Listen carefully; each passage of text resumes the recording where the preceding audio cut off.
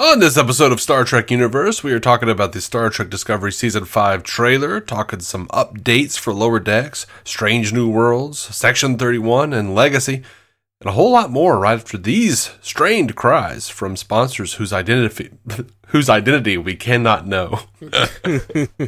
Almost made it. Almost.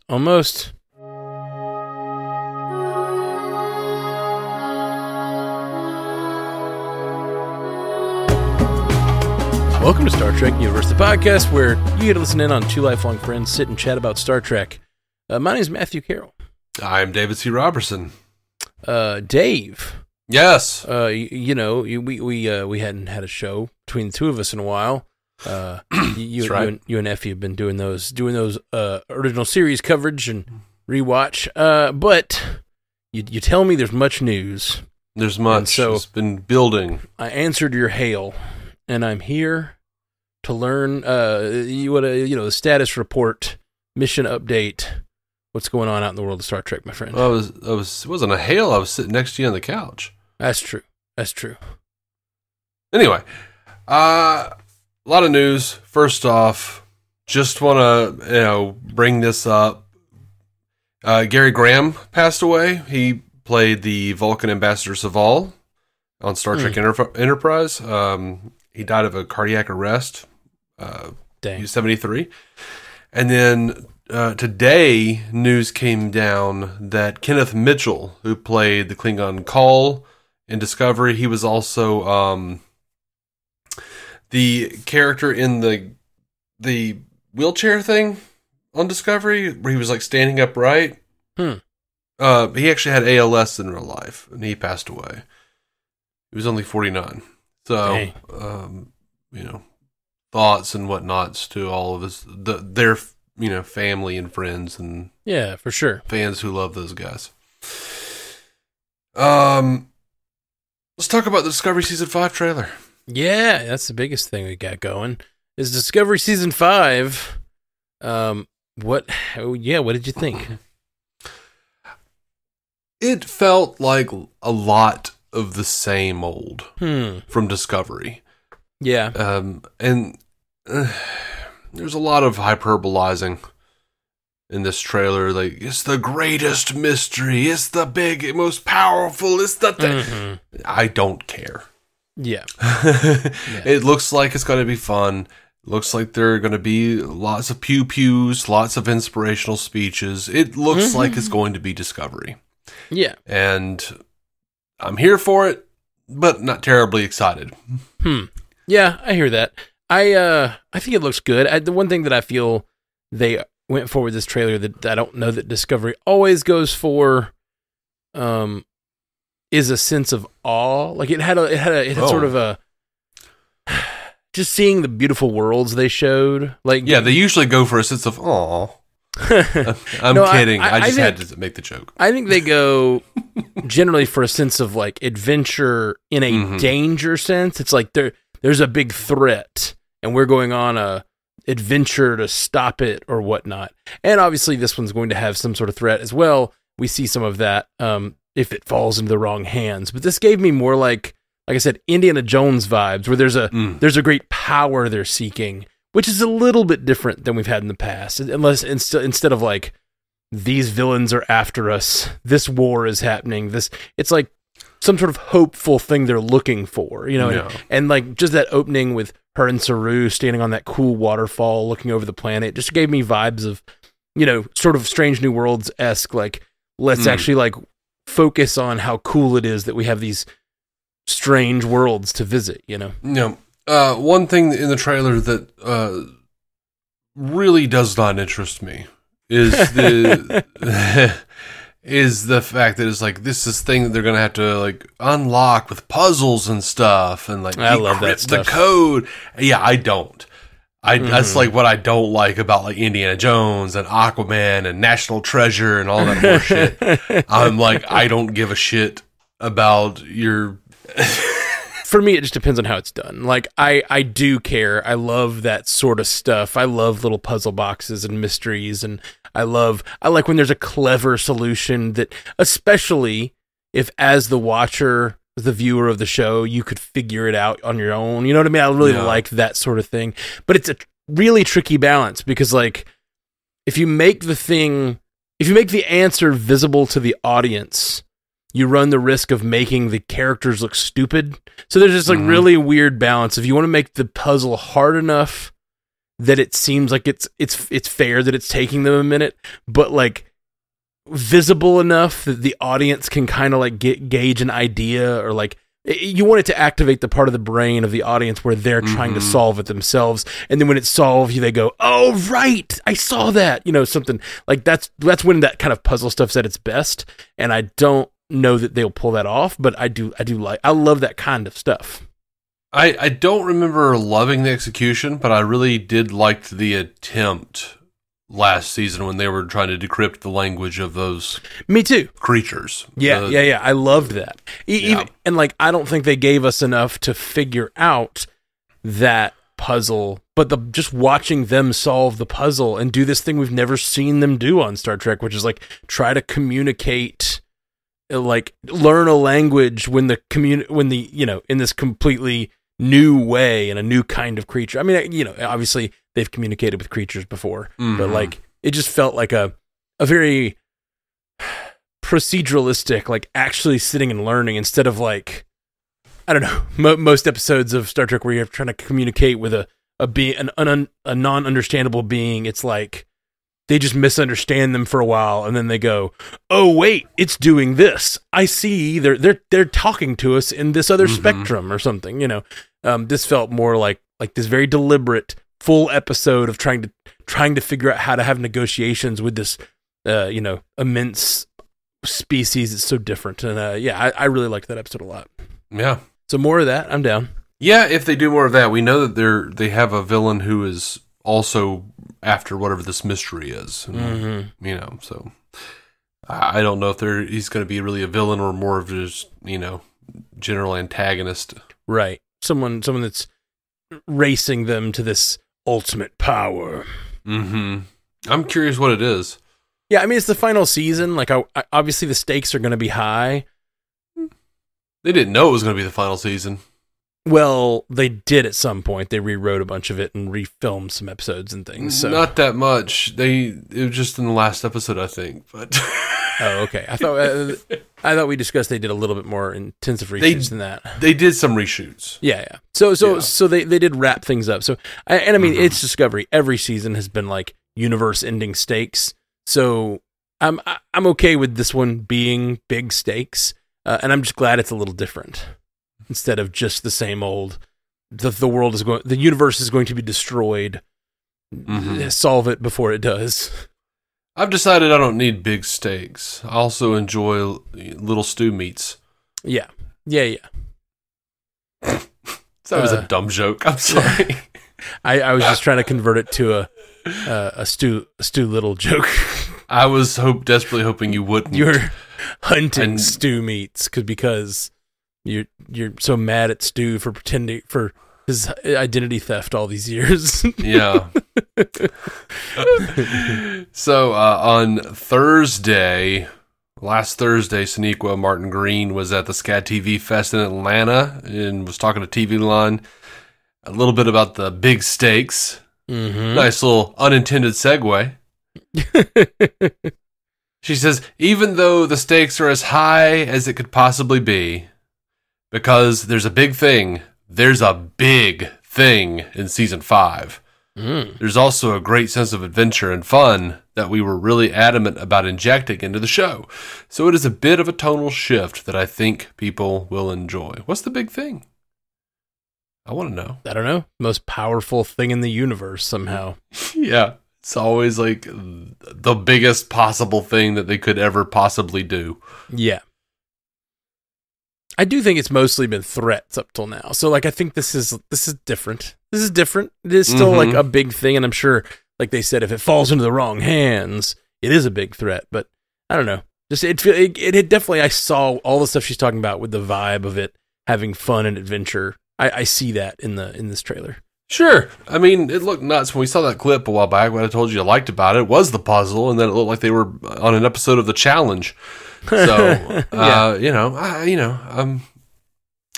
fickle.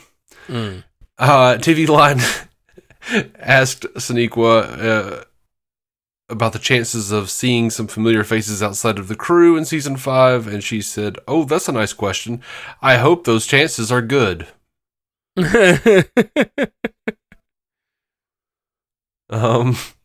For Section 31, we missed this bit of news. They've started production and they announced the cast for the TV movie. Oh, wow. So Omari Hardwick from Power, Casey Rawle from Hannibal, Emmy winner Sam Richardson from Ted Lasso. I love that guy. Sven Roigrok from One Piece, Robert Kaczynski from Pacific Rim, Umberly Gonzalez from Ginny and Georgia, and James Hiroyuki Liao, who was on Barry. Oh, okay. The people I know are good. Yeah. I liked Casey from Hannibal, and everyone in Barry was great. I don't remember that dude, but yeah, Barry. Everybody's really good in Barry. Who is which character from Ted Lasso is in there? The dude who well, shit, now I don't really remember what he did, but he was there, and he was like an African king. Oh, okay, yeah. Sam Richardson? Something. Is that what you're saying? Sam Richardson? Yeah. Yeah, he's great on Ted Lasso for sure. Yeah. Cool.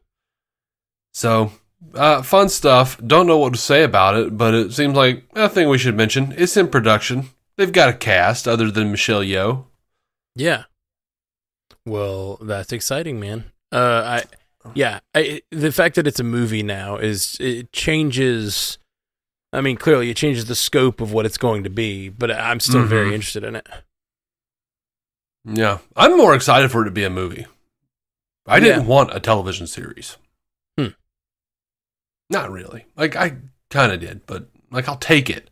I'll take it. It's Star Trek. I'll be like, nom, nom, nom, nom, nom, nom. Yeah, I'll nom that up for sure. But I'm like, is it wise to make this a full series? Doesn't feel like that. Does it have the legs to be a full series?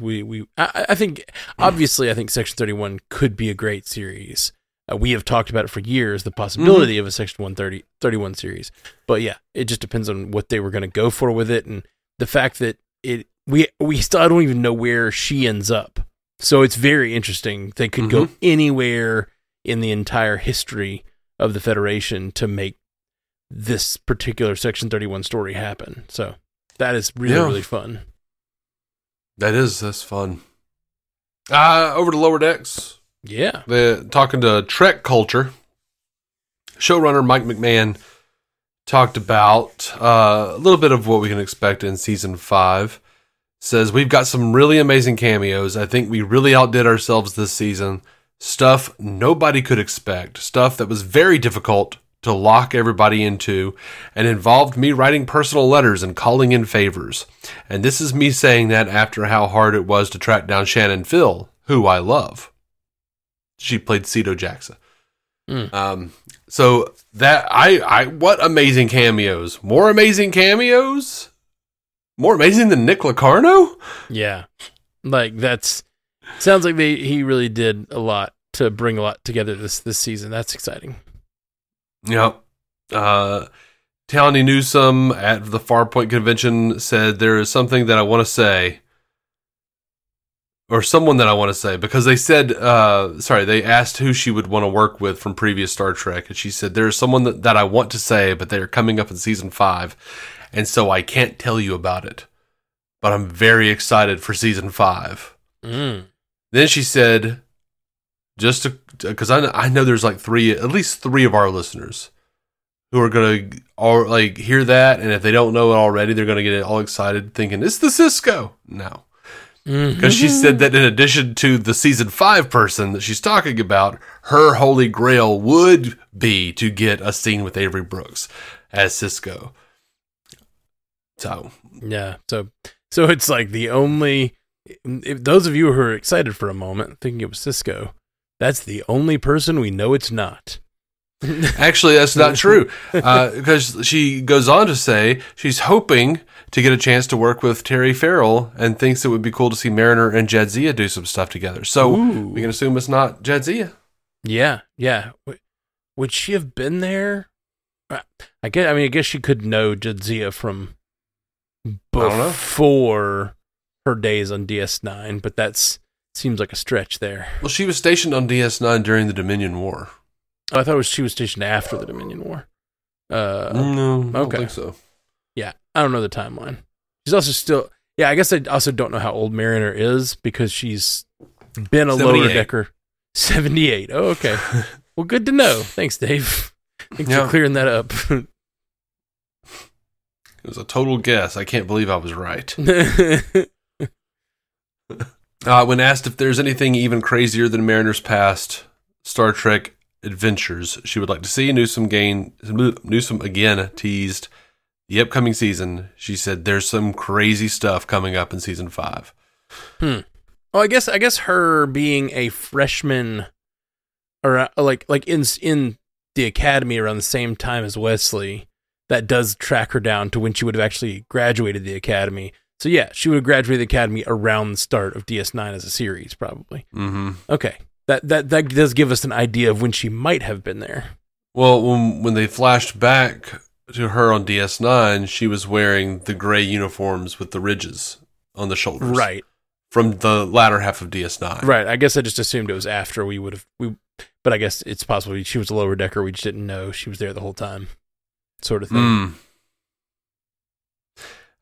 In the Trek Culture chat, Mike McMahan did talk about it a little bit more. He said there was some really cool stuff on Orion. And he says season 5 is going to be awesome. We've got some amazing stuff happening. We've got some really fun episodes that are inspired by other episodes in Trek. No kidding. We've got some wholly new stuff that you guys aren't going to see coming. We've changed the format of the show again because we never do the same thing twice. So there isn't a season-long big bad. We self-contained that. Huh. We go to a place that I've been wanting to go to in the show. It's so fun. That's compelling to me.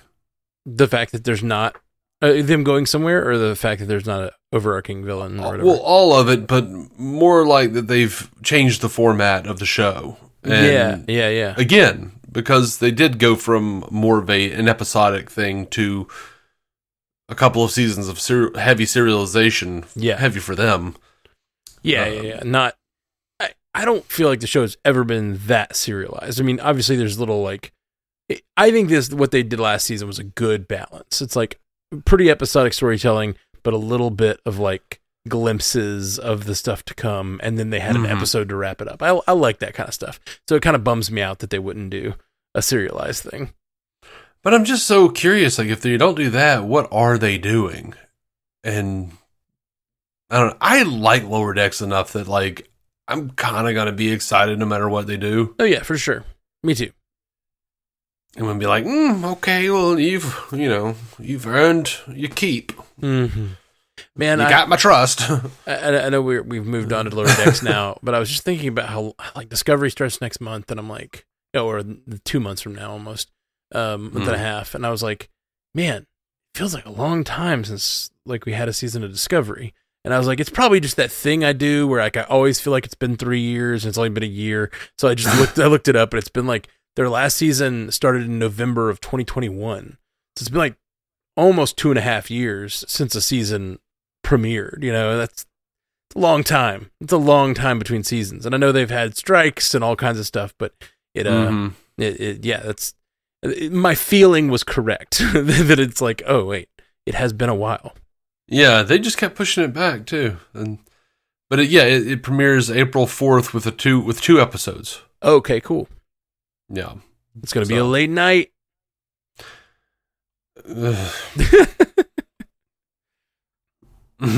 I mean, yay! Come on, Dave, get pumped. You're pumped. I'm not pumped. You're pumped. I'm not there yet. You know what? I missed a Ghostbusters Frozen Empire trailer from 3 weeks ago and just found out about it. Oh yeah, and I'm really pumped for that right now because I just watched the trailer and it looks good. It looks good. It looks great.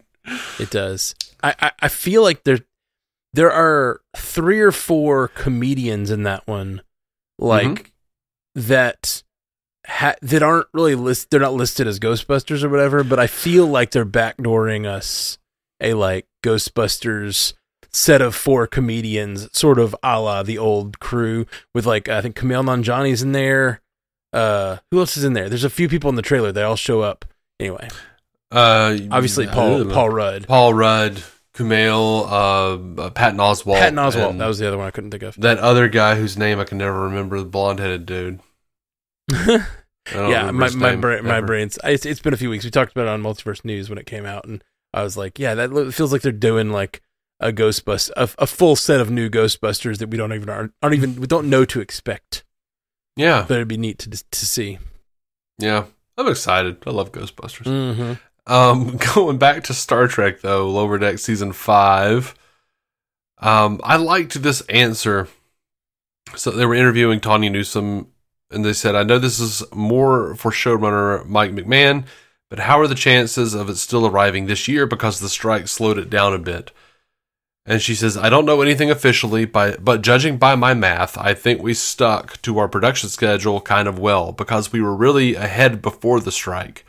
And when we stopped, it was interesting because technically we were still allowed to record, but as a cast, being part of a larger franchise of shows that were not permitted to work, it didn't feel right.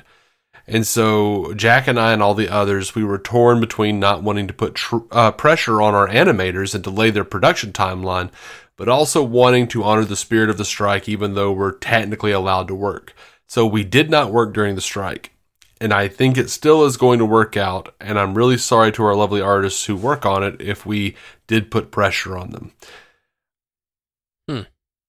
I like that she was nice to the artist, first of all, but also I like having some idea of when we can expect Lower Decks, because we don't know yet when it's coming.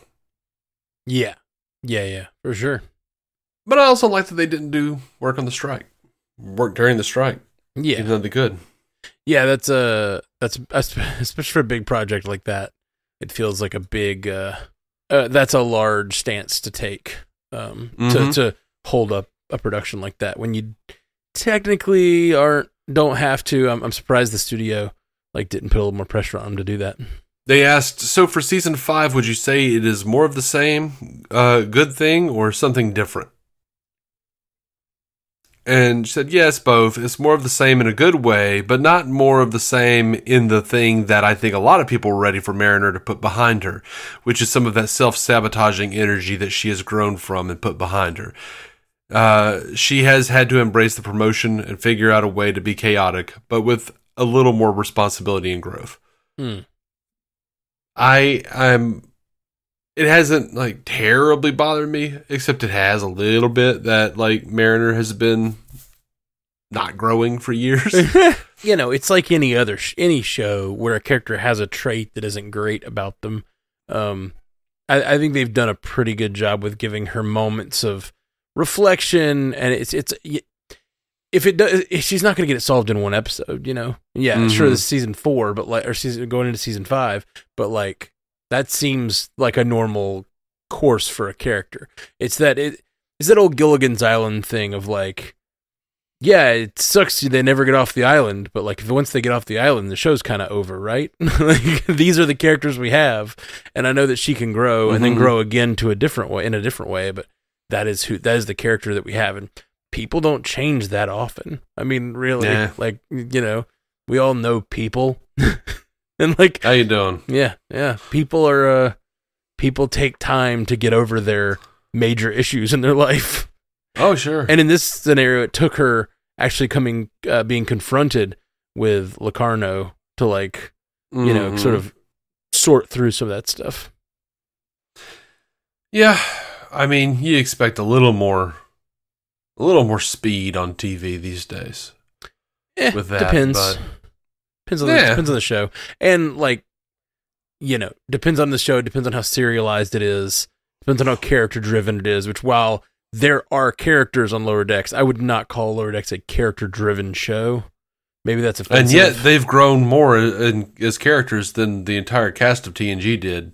Oh, for sure. Yeah, exactly. That's exactly my point. Like, this is not a slow pace for Star Trek growth. This feels like on par, if not better, than most Star Trek characters' growth. And it still isn't a show that's it has a lot of characterization in it, and it is, I think, well done characterization. But like, it's not a show completely focused on the characters. It's about gags and adventures and like what kind of crazy stuff can we get into this week, and then they drop little character moments between there. So I think it's I don't think it's been slow.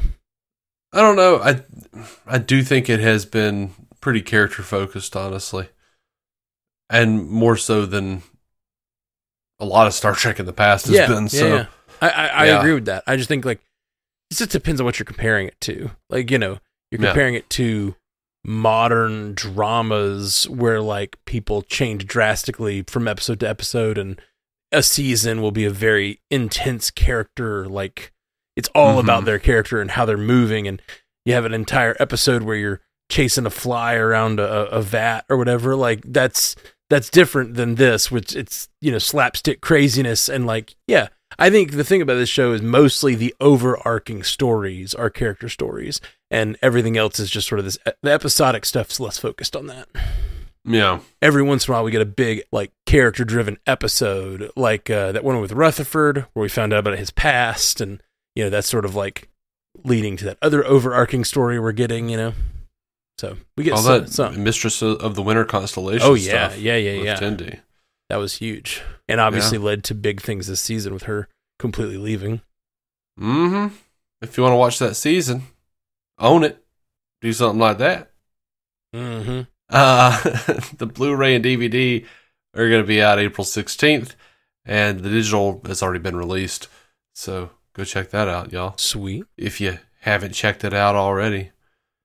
So there was this Paul Wesley interview, and he said some good stuff. I still not sold on his Kirk, but damn it, I like what he's saying.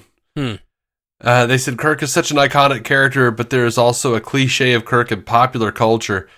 In season 2, your portrayal went in the other direction, leaning into how smart he was, playing chess, and stuff like that. Was that something you researched about the character? Wesley said, yeah, there's a great book called The Autobiography of James T. Kirk that I've read that actually goes into Kirk as it humanizes him in many ways. And I'm not suggesting he wasn't humanized in the original series, but there was something, he was very evolved. And it was very much an episodic show. And Kirk in season 1, episode 4 was very similar to the Kirk in season 2, episode 3. So what I loved about the autobiography of James T. Kirk, and what I loved about looking into canon and Memory Alpha and studying all those things, was that Kirk really was sort of a bookworm. He was a very serious guy at times. And he also had a lot of charisma and all that. But I think I wanted to explore those layers and do something different. I wanted to do something that perhaps people didn't automatically think of when they thought of James T. Kirk. They asked, are you recurring again in season 3? He says, yes. More or less episodes of season 2? He says, I am not allowed to say. Any fun Kirk Scotty moments now that he is there too? He says, Scotty is there, although I have not had any moments yet. They asked, your recurring role could be seen as the longest backdoor pilot for your own show. Let's say after a few years of Pike, Henry or whoever is show running is like, it's time for you to take over. Would you do a series regular starring role? He says, first of all, I would 100% do a series regular starring role, 1000%. But I think Strange New Worlds, the pre-Kirk Enterprise is so fascinating, is so well done, it's a huge hit. Anson Mount is brilliant. I don't think that show is going anywhere. I don't want that show going anywhere anytime soon. I think it would be something that, who knows, maybe it will happen, but I don't think it would happen certainly anytime in the next. I think there's a long road to explore here with Strange New Worlds, and I'm just really happy to be a part of it. And they reminded him, you know, Pike, as they say, has a heart out. And he's like, that is true. He does have a heart out, but who knows? I don't know when that is. Do you know what I mean? But yes, he does have a heart out. Yeah. As we all know. Yeah. Or does he? Bum, bum, bum. Yeah. I love that Paul Wesley is reading the autobiography of James T. Kirk and reading all this stuff on Memory Alpha. Yeah. And he's absolutely right. Like, that's something that I've been, preaching about for years to the Star Trek community and saying, like, he's not just like, but that's fine. You made a stupid joke, but Kirk is not just like a walking hard-on looking for a hole. This is a dude who, like, was described in Where No Man Has Gone Before as like a stack of books with legs. Mm-hmm. Yeah. So he's much deeper and rounder of a character than often characterized in, as you say, in jokes. Mm-hmm. But that's super cool that he even cares to, like, that he even knows what Memory Alpha is neat. Yeah, the fact that he knew what the autobiography of James T. Kirk was. Yeah. And that he name dropped Memory Alpha, I'm like, he might, he might do after all. Mm-hmm. Yeah, there's some pretty great moments, I feel like, in season 2 that I'm starting to really see him as Kirk in those moments, and I'm excited for more. Yeah, I'm looking forward to Strange New Worlds. And this thing, like, he says that they've got a heart out. They joke about him having a heart out, but like Pike. But like, that's not necessarily true, because the version of Pike that had a heart out didn't have him on the Enterprise, right? Like, this is a different universe now. Like, he's changed it now. Depending on how much he's going to continue to change it, that is a question. Like, will he find another way to save those cadets? I feel like that's totally a reasonable thing for him to do, like, oh, well, I don't want to sacrifice myself. I don't want to die, but I don't want to not save these kids. So how about I just, like, report the incident and get them to fix it? Whatever, like, stop the problem. It's not, the only way is to not become disfigured or whatever. He could do something different. Yeah, he could. I'm curious what they're going to do. I really am. Yeah, me too. Michelle Hurd says Star Trek Legacy will happen if the fans want it. We want it. Right? If the fans still want it, they'll start working on Star Trek Legacy. She refers to, we have hands, fingers, everything's crossed for Star Trek Legacy. I know that right now they're working on Section 31 for Michelle Yeoh, and then they're going to do Starfleet Academy. That's going to be a series. And then, if the fans still want it, they'll start. That's a lot of years. Yeah, that's a long time. I mean, and also, like, that just doesn't really make sense to me in the whole way they're producing Star Trek now. It's not like they only do one show at a time, unless they're backing off, which I think is a lot of these series. A lot, like, Star Wars, Marvel, that we're getting to this, like, 1 week, one episode a week kind of schedules are starting to go, ooh, let's slow down a little bit. We're saturating the marketplace. It's not working. Like, we're harming the brand more than we're building it up. Like, so it seems that way with Star Trek too, but it's hard to tell because of the strikes and everything. It's hard to know if it's just basic changes or if this is a new direction. But it does seem like there's less Trek. There are lots of changes coming. Yeah. They're talking about partnering with Comcast to do like a combined Paramount Plus / Peacock service. Paramount is talking about getting, like, merging or maybe getting bought out. Yeah. The streaming, like, I think Paramount Plus has not ever made money. They've never made a profit. They're at like 1% of subscribers, while Netflix is at 8%, and they just became profitable. Like, it's bad. Like, they're still trying to desperately figure out how to make streaming work and how to make money off of it. It seems to me that the entire world of streaming has bought in real hard on making content and never really figuring out how to make money. And like that model is the entire tech model, and eventually you got to do something else. You can't just keep doing that. So they're all about building subscribers, but eventually that has to turn and make money. And so far they haven't figured that out. And I think that like the entire ecosystem is probably due for a retraction. And I think we're already seeing it to some degree. As I mentioned with Star Wars and Marvel, but like I think Star Trek 2, I think they're all going to sort of like, maybe we make 30 episodes a year and there's a little break between. So you miss it, like there's 10 episodes of 3 different shows. And then you're like, oh, there's like 6 weeks to miss it in between each one. And then you go like, oh, it's the next Star Trek's back. And it's like higher quality because they're focused on those 30. And then instead of oversaturating, they're building the brand up and then everybody's winning again, Yeah. And that goes for fans too. As much as we joke about we will watch everything that they put out. It's like we will be more excited if it was. I don't want it to go. I don't want it to go away. Like I don't want Star Trek to go to like 10 episodes a year or whatever. But I wouldn't mind 30 or whatever. Some balance in there. And I'm scared of the retraction taking us way back, and we're suddenly like really far behind, like not getting any Star Trek again. Yeah, John Lancie talking about that final Picard scene. And he says, most post-credit scenes are a setup for something else, so I took it as that. In reading it, I went, oh, well, there it is. There's the baton. There's the jump off for the next show. I don't think at this point it will happen. There was a fun period of time that it looked like it could happen. But then there was the writer's strike, which took a lot of people's attention away. I don't think that they expected that season 3 was going to be as good and as well received. They had already decided on another show. They were already moving in another direction, but it was certainly a really valiant and well appreciated finale to the next generation. They asked if Paramount ever did decide to move forward with the spinoff Legacy.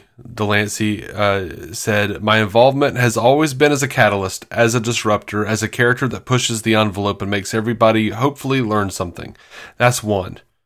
2, I think that the character works best, and also its position in Star Trek works best if what I bring are big philosophical issues. I think that's when we do the best work. So yeah, that's kind of damning. Dave Blass, the production designer, also said to Warp Factor Trek, quoting Paramount, Star Trek Legacy is not a thing. So it's not in development, and it's not in any way moving forward. Until that changes, it's just a cool idea. It's like phase 2 of the original series. That actually got greenlit and was moving forward, but Legacy is just a nice idea. It's great that the fans like it and want it, and maybe it will happen at some point, but right now it's not remotely a thing. It's not happening unless something massive happens. Paramount is deep into production on Section 31 and Starfleet Academy. Help. Yeah, I do not want to pile on the Discovery hate because I feel like you're bringing it pretty hot today, Dave. I'm not trying to. Your excitement for season 5 seemed very muted. There's issues with Discovery, that I have. I know. There are even more issues with the marketing of Discovery that I have. What I'm going to say though is if they're making a decision to focus on a continuation of Discovery with the Academy in 31st century, or like, I don't think it needs to be a choice. I think both that and Legacy should be moving forward.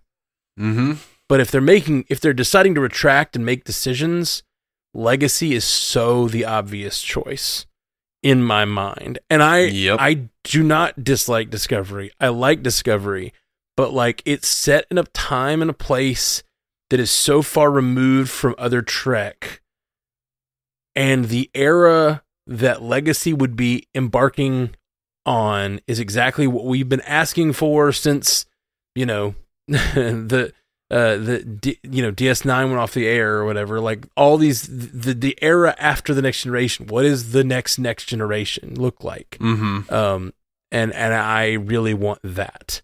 So it bums me out that it looks like they're trying to sort of like They're making that a decision, first of all. Like the Academy, to me, should not affect.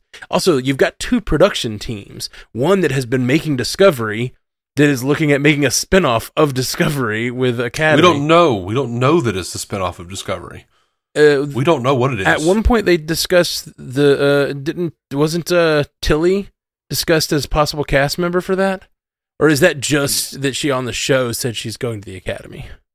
I think it was just conjecture.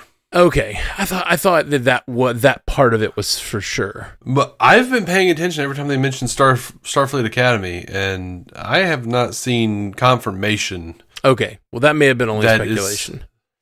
It definitely, when they started talking about Academy and Tilly was talking about going to work at the Academy, we assumed that. No, I didn't know. I thought we'd had some sort of confirmation since then. Well, even still, I don't care as much about even if it's not that. Even if it's just an Academy show, I don't care as much about the Academy as I care about the flagship. You know, like that's just obvious, like clearly obvious. I think everyone feels that way. Now maybe they're trying to make a cheaper show because they can get some young actors, and they can even make young actors be characters we care about when they're in the Academy, which I really just don't want. Like young, I don't know. Not that I wouldn't take it. I want it. But if I've got to pick a show, Legacy is the one I want, you know? Well, like what Lancie was saying, they were already well in development on Academy. Mm-hmm.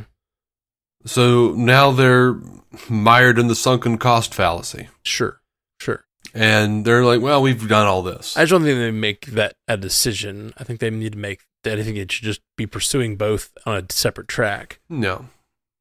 But I was going to say that I think we have seen the Section 31 show get cut down from a show to a movie. I would not be shocked if Starfleet Academy turned into a limited series. Sure. That's possible. But then we just get to this place where they have no ongoing series in the works. You know what I mean? Like, I'm like, Lord, please don't let us get there. And I know, obviously, we've got Strange New Worlds, which is the most successful at this point and is going to keep doing well, I think. I think Picard Season 3 was the most successful so far. I just meant ongoing now. Yeah. But yeah, I think you're right. I think Picard Season 3 did better. It just brought in those people who just wanted to see that Next Generation crew back together. Yeah. Zoe Saldana, she was keeping up on reports Paramount is planning on moving forward with a follow-up to Star Trek Beyond, while also doing an origin movie set before the 2009 Star Trek film. What? She says, we talked about that, didn't we? I don't remember talking about that one. Okay. We talked about how they had like a Picard movie it was our last news episode. They talked about how they had a Picard movie in development, but Deadline reported that they had a Star Trek 4 and said it was one last one for the Kelvinverse crew, which is a terrible idea. Keep them going. Like they're dropping the ball by not doing like a movie every 2 years, 3 years, you know? Yeah. But anyway, they have another origin story movie set before the 2009 Star Trek film. Weird. Mm-hmm. That's just, I don't know. You know how I feel about prequels. I know. Like we all do a little bit. Saldana said, I heard what you heard in the trades. I just heard that they're gearing up to do a new one with a younger sort of take on it. Like it's been... It was already like, let's take the original series crew and set it earlier so we have a younger cast. And now they're going to try to do a younger version of that younger cast. She said, man. I don't know if it's from the before or the after, but that they really still hope to grab all of us veterans and bring us back for one last round. Listen, I know it's a lot to wrangle a whole bunch of people with busy schedules, but working with Abrams and for Bad Robot was always just a wonderful and beautiful experience for me. Blah, blah, blah. They're the only ones that didn't make me getting crazy makeup every day. Yeah. I think it's interesting that she's referring to them as the veterans. Yeah. But, I mean, it's been since 2009, so. Mm-hmm. Golly. I cannot believe God, they should have made so much more. Yeah. So many more movies. Yeah, I agree. Could have been great. Bastards. Could have been great. They kind of, I don't know. It's so hard to make good Star Trek movies. No, it's not. It can't be. It's hard to make good blockbuster Star Trek movies because blockbuster, yes. Yes, that's what I'm talking about. And that's the only way they're going to do it is if it makes money. And these days, especially you're talking about sci-fi, your budget's going to be high, so they want it to make hundreds of millions of dollars. So they're trying to capture the general audiences. They're not making them for Star Trek fans. They're not going to make a movie with all of those actors for Star Trek fans. And so that's why, and they did kind of with Beyond. I feel like Beyond was that. And then they didn't market it at all. Right, because they didn't believe in it, because they didn't believe that general audiences would buy it. I'm not saying they can't.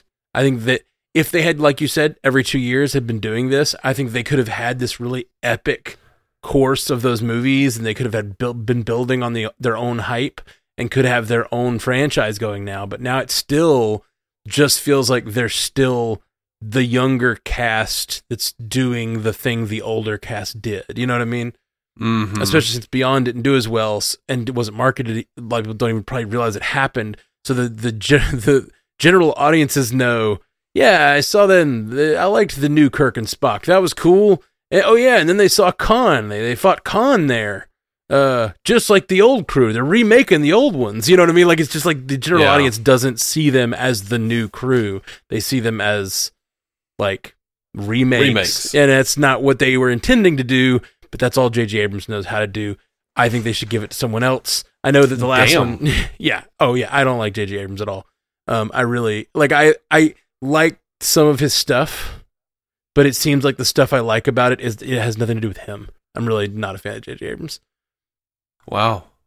I don't think I've ever heard you say that. Oh, really? Because when we lived together, you were all about J.J. Abrams. Oh, I really like the Lost. Fringe Bus, Lost, all this stuff. Yeah, I really like Lost, and then like as I learned more about the production of it and what he likes and what he goes for, like his whole mystery box thing, like I think and then saw him reboot Star Wars and like basically just make a remake of the original, you know, A New Hope. Like I'm like, no, like this is not interesting at all. Like, you're not doing new or something I keep talking about with some of my whatever podcast buddies. I don't know if we've really talked about it on casts, but is the idea that like every time you use a franchise, every time you like make a chapter in a franchise, you can. It's like a take a penny, leave a penny jar, and you're taking from canon these things. And you have to add equally or more interesting things to the canon jar, or it inevitably empties out. And every time you use something from canon, it waters that thing down. So you use the Borg over and over and over and over, and don't make them more interesting. Don't make them more complex. Don't make them what, you know. You're watering down the canon of whatever universe you're using. And I think that is one of the major problems with all of these different franchises right now is they're taking pennies to make the thing, but the thing is not producing a storyline that is providing new canon for other people to explore into the future. And I think that is one of the biggest problems with all the franchises right now. I think one of the few exceptions of that, and it is why I'm most excited. It was one of my favorite, most exciting thing. And you know, I'm not a big Star Wars guy, but I really loved Ahsoka. Did you watch Ahsoka? No. I loved it. I haven't even finished all the movies, man.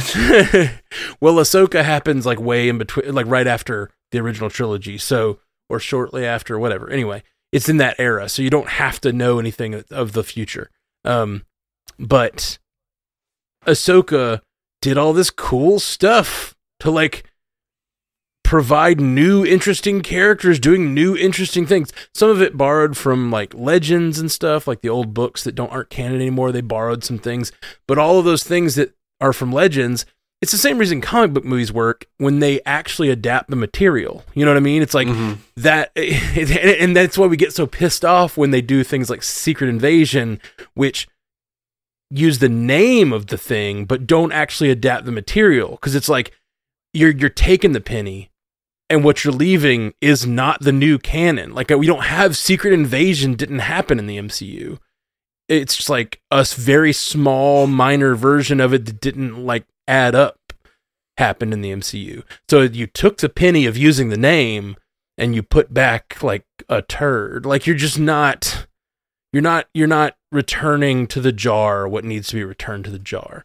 It's like, yeah, that's I think what's wrong with a lot of these shows right now. And I think to its credit, I think Discovery has left a lot in the jar. Yeah. Like the fact that they took the big swing of moving to the 31st century and doing like a whole new federation and how it's structured and starting to bring people back in and all that is interesting. And like, I don't think it has,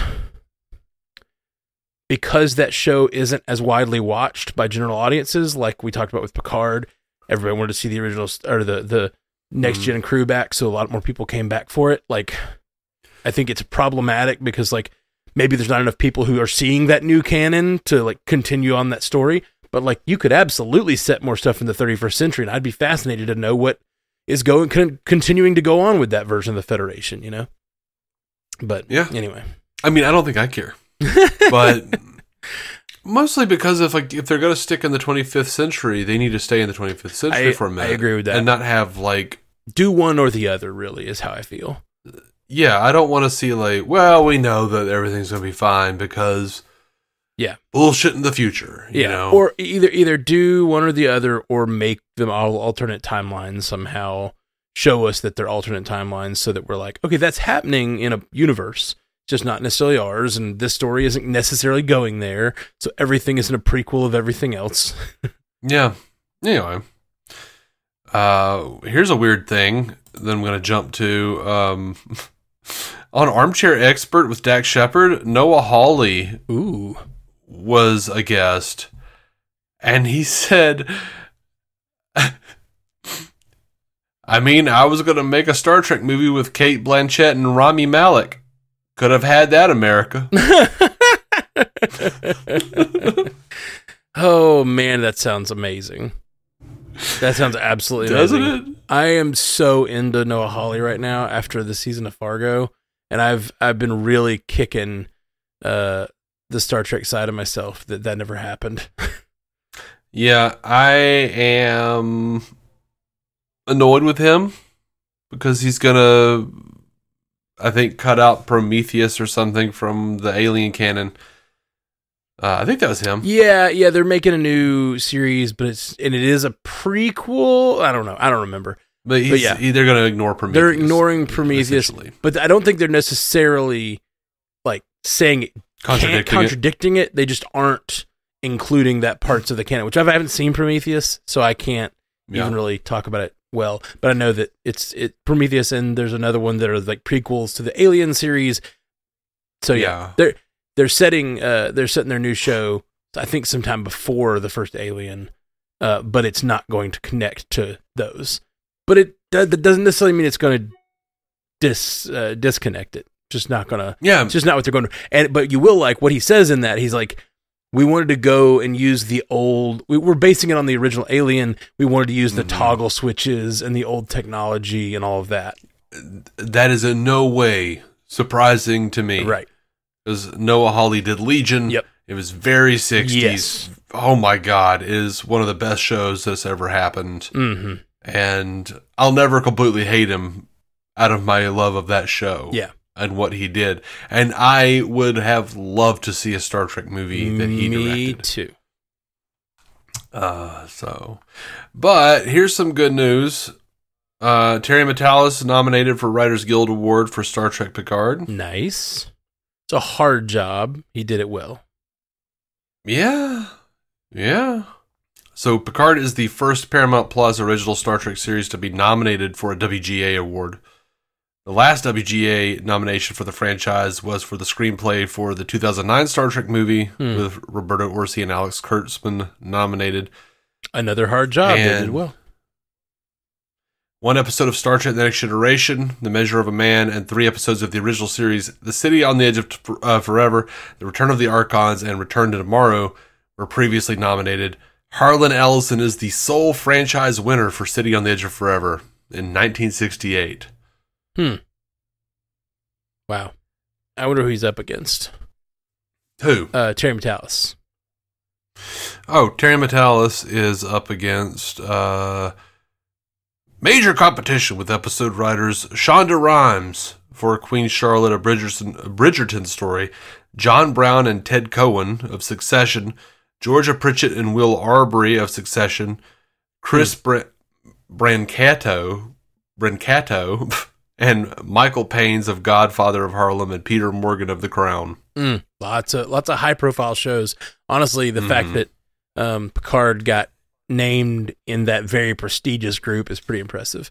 Like, I kind of can't imagine the WGA voting for Trek out of those, especially with Succession on the board. But Succession has 2 different episodes. I always feel like that's going to split the vote. You know what I mean? Mm-hmm. I feel like Succession was really, really great. No, I haven't seen it. Yeah, it's really good. I'm just tired of, it's one of those things, everyone's telling me to watch it, and I'm like, no. It's good. You've made me sick of it just by begging me to watch it. Now there's no way I'll enjoy it at all anyway. It's good, but Dave, don't worry. It's too smart for you. All right. Just teasing you. Well, if you understand it, I think I've got a pretty good chance. I didn't say I understood it. I said it was good. There's definitely portions. I'm just like, well, that's clever sounding dialogue. Corporate this, that. Uh-huh. It's really unfortunate. I love your mom so much. I never want to call you a son of a bitch. All right. So, Saturn Awards. Patrick Stewart won Best Actor in a Television Series for his work in Picard. He won over Strange New Worlds' Anson Mount and Tyler Hoechlin of Superman and Lois, and Sam Heughan of Outlander, and Diego Luna of Andor, and Pedro Pascal of The Last of Us, and Harold Perrineau from.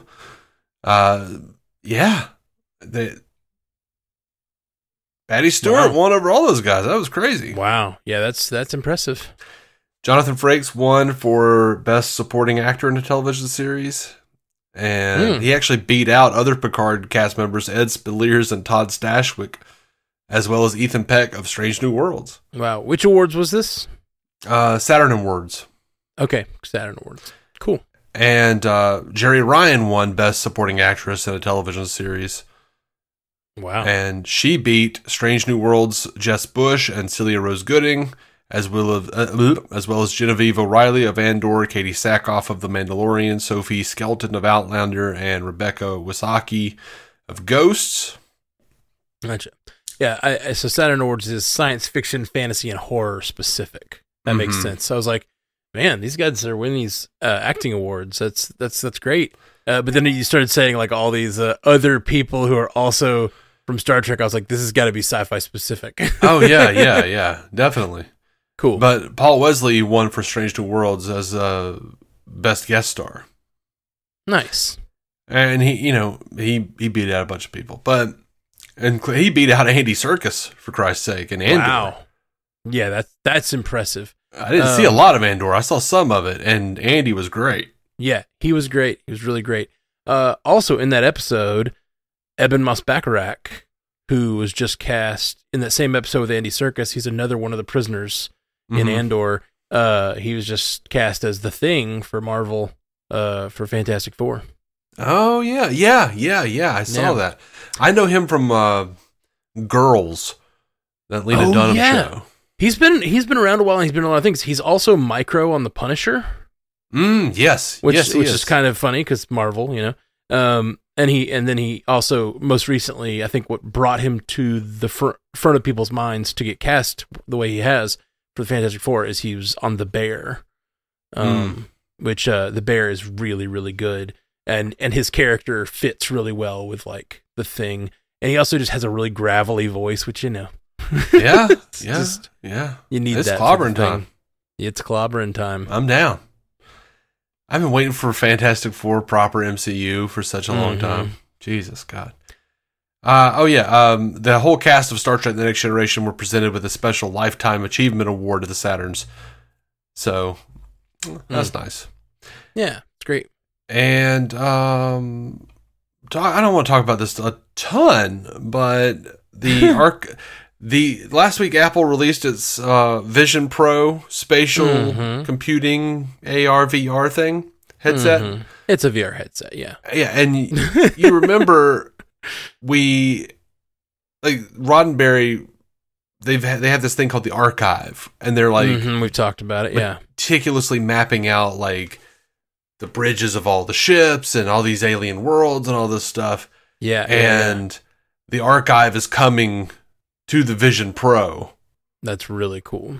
It says the new archive app immerses fans in nearly 2 hours of Star Trek spatial experiences, built exclusively for Apple Vision Pro, allowing them to explore hundreds of fully realized locations, artifacts, and unique items, spanning every Star Trek TV show and film across the franchise's nearly 60-year history. With only gaze and touch, Apple Vision Pro users can transport themselves instantly through gorgeous immersive 3D environments, traversing between different eras of Star Trek, from the cage, pilot, to Star Trek Lower Decks. They can inspect each item on Kirk's shelf, take a seat at Quark's bar on the Deep Space Nine Promenade, or launch a shuttle from the USS Enterprise D's hangar bay. With Apple SharePlay, a visit through the world of Star Trek can also become a shared social experience that can be live streamed with friends and family over FaceTime. That's cool. I was looking at all these videos, and it looks like you're walking around in the promenade. Yeah, I was so excited to see that. I will never be able to afford one of these things. No, I have a Quest 3, which is much more affordable, and I would hope that they eventually bring it to that. I don't see why they wouldn't, because like the Apple's thing is wonderful, but it's so expensive that you can't you're limiting your audience. So hopefully they'll release this for the Quest 3 soon. Or the Meta Quest or whatever. It's Meta Quest is only $500 and it's great. Like, you can do a lot with it. Here's what I want out of this though. Like, so the whole thing with the Apple Vision Pro is that you can put a full quality computer screen in front of you and work, in it. How cool would it be if you could like sit on the bridge of the Enterprise and pull up your computer console and do your work from the captain's chair? That'd be awesome. That would be really fun. One of the really cool things that I really liked, as a fan of like toy models and action figures and stuff, they have it says, with the archive, there are several downloadable holographic Star Trek objects that users can place in their home environment using the augmented reality functions. The various models can be shrunk or expanded from life-size to dollhouse scale, while rendering at a fidelity and quiescence never before possible on consumer hardware. I saw the video, and it's like a dude standing in a hallway, like playing with the Enterprise D, just like floating there. Yeah, I saw that too. I was like, oh, I want it. If they get it for Quest, Dave, I will absolutely get it, and you can come over and we'll play with it. Yeah, I mean, they're talking, Rod Roddenberry over here talking about all this, like, specifically made for Apple Vision Pro. Like, damn it. Yeah. Which is like $3,500, Yeah. It's very possible it'll eventually get ported over to something cheaper. I mean, they have even more expensive hardware and stuff that can definitely pull off what the Apple Vision Pro can do. But, well, I say that.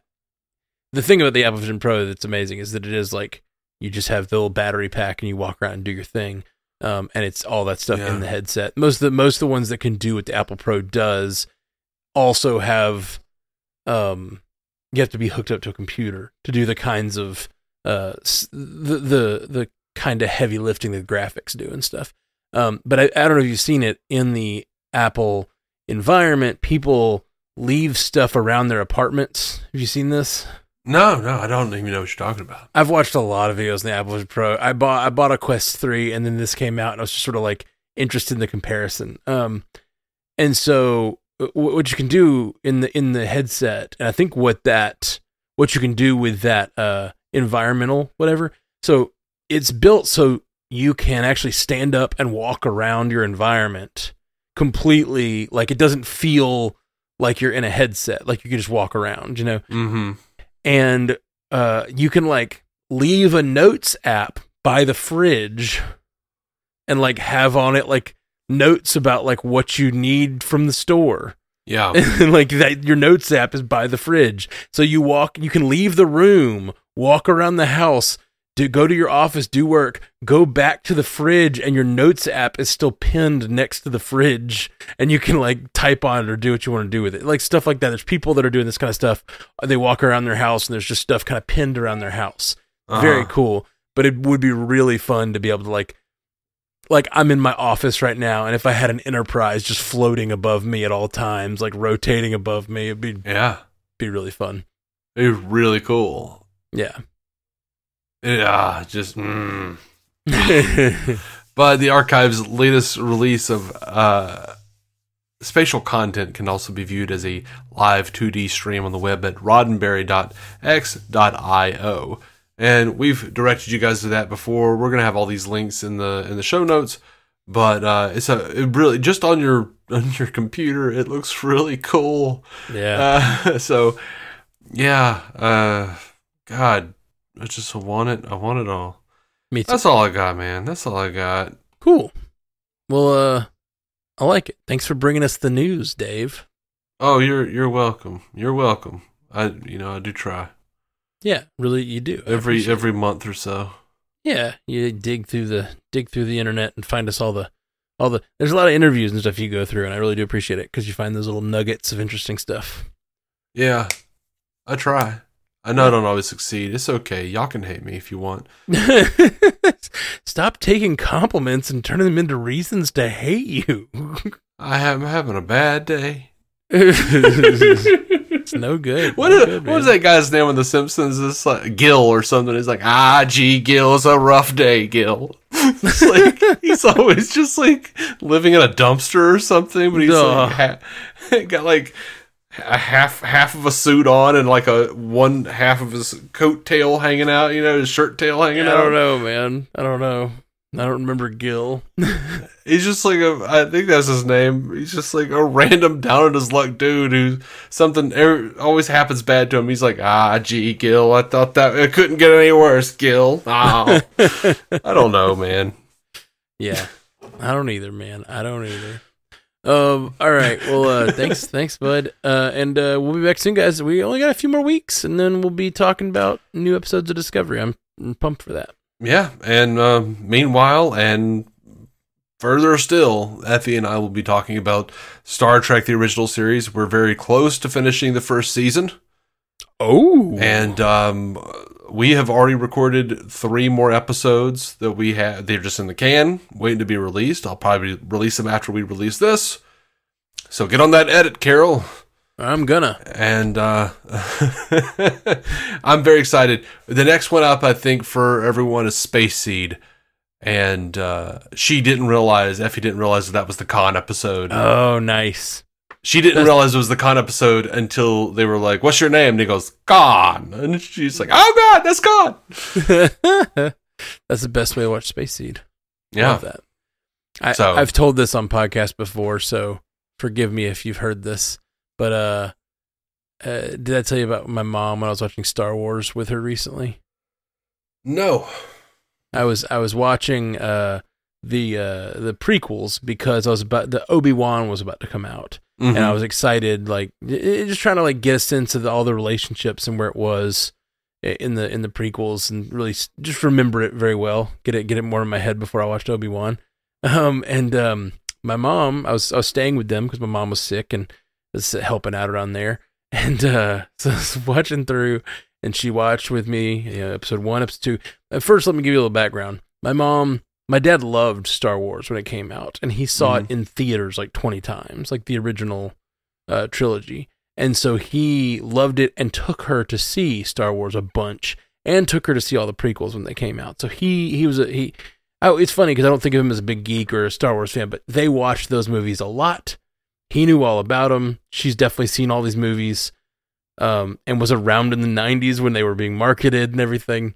So we're watching the third episode 3, and the Mustafar scene happens, and Anakin gets all cut up and such. Okay. And then they put him in the suit, and she goes, "Oh my gosh, Anakin is Darth Vader.